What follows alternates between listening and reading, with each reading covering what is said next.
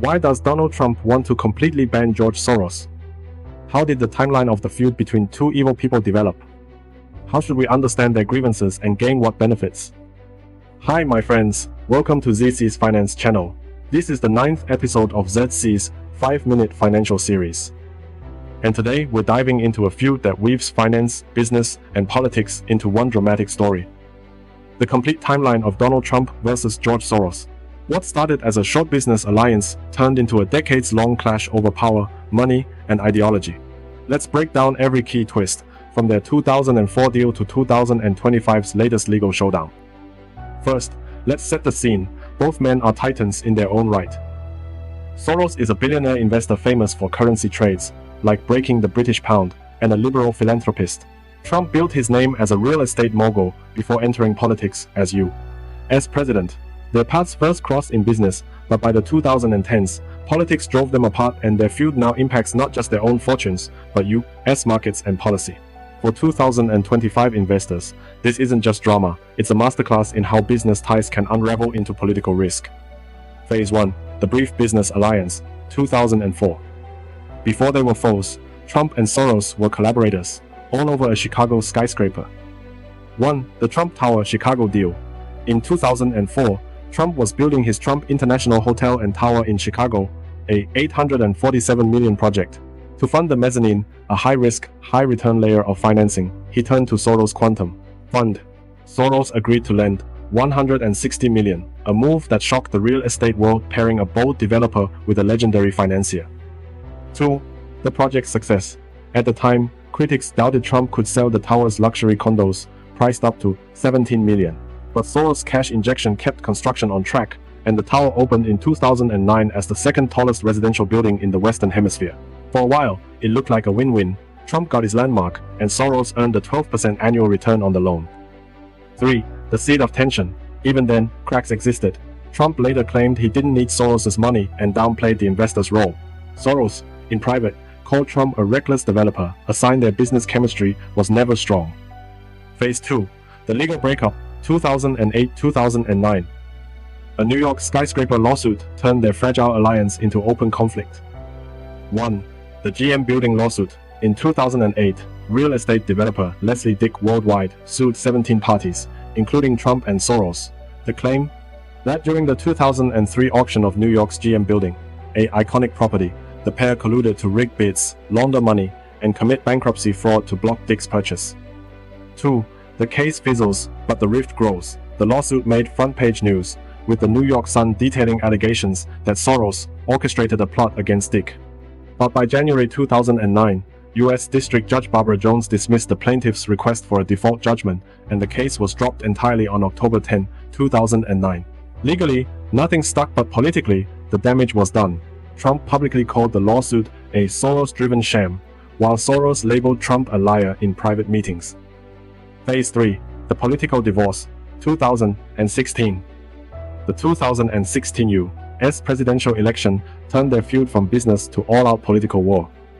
1. Soros backs Clinton. Soros hated Trump's America First agenda, which he saw as threatening global trade and democracy. He donated over $10.5 million to a super PAC supporting Hillary Clinton, Trump's opponent, one of the largest individual donations to any 2016 campaign. This wasn't just a contribution, it was a public declaration of war. 2. Trump's globalist attacks. Trump fired back on the campaign trail, calling Soros a globalist elite who buys politicians and rigs elections. At rallies, he told crowds Soros was trying to destroy America, claims that lacked evidence but rallied his base. By election day, 2016, their business past was forgotten, they were now political enemies.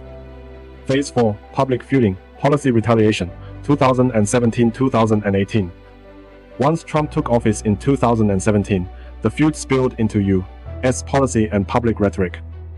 1. Soros calls Trump a dictator. At the 2017 World Economic Forum in Davos, Soros didn't hold back.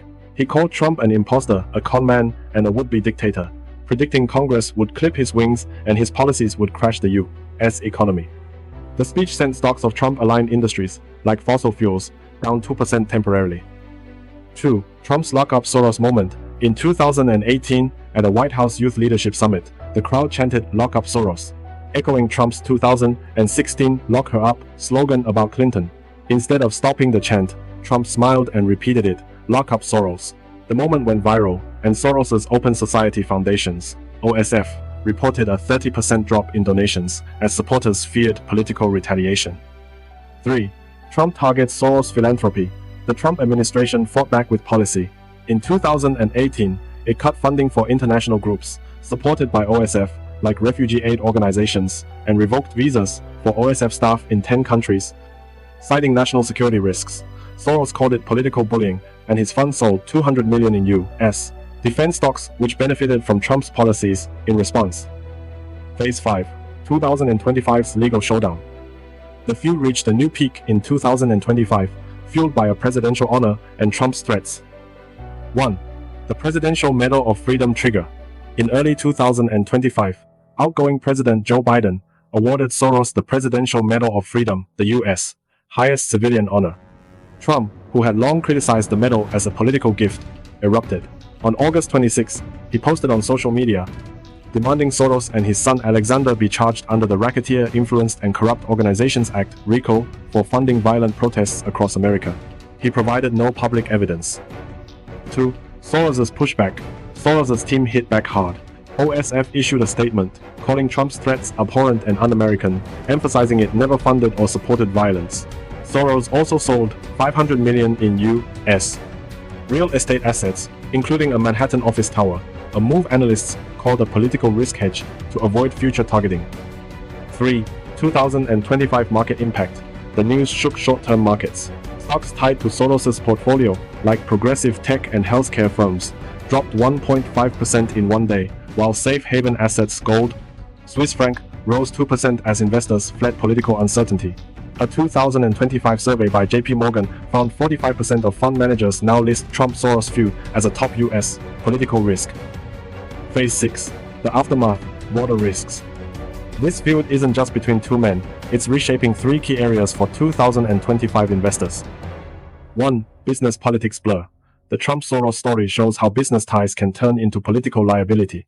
In 2025, 60% of U.S. CEOs say they avoid partnering with politically polarizing figures, like Soros or Trump allies, to protect their companies. 2. U.S. asset risk. International investors are wary.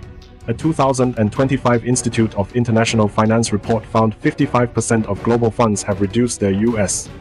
stock holdings, citing political feuds that disrupt policy and markets. 3. Philanthropy as a target. Soros' experience has chilled political giving.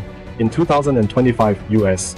billionaire donations to partisan groups are down 40% year-over-year, as donors fear retaliation, a shift that's cutting funding for climate and education initiatives. Lessons for 2025 investors. Don't mix business with highly polarizing politics. It can lead to unexpected legal or financial risk. Hedge against political volatility like Soros selling U.S. assets in 2025. And remember, even long-standing business ties can unravel when ideology clashes. Why does this matter in 2025? 5. With U.S. elections looming and political divides growing, the Trump-Soros feud is a warning. Politics can disrupt even the biggest fortunes. For investors, ignoring these clashes isn't an option, it's a risk. If you loved this deep dive into how finance and politics collide, hit like and subscribe. Next episode, Episode 10. We're returning to Soros' classic trades with his 2007 bet against U.S.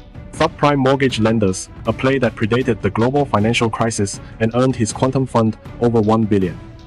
We'll break down how he spotted the housing bubble flaw, the strategy he used to profit from lender collapses, and what it means for 2025 investors navigating today's real estate and credit markets.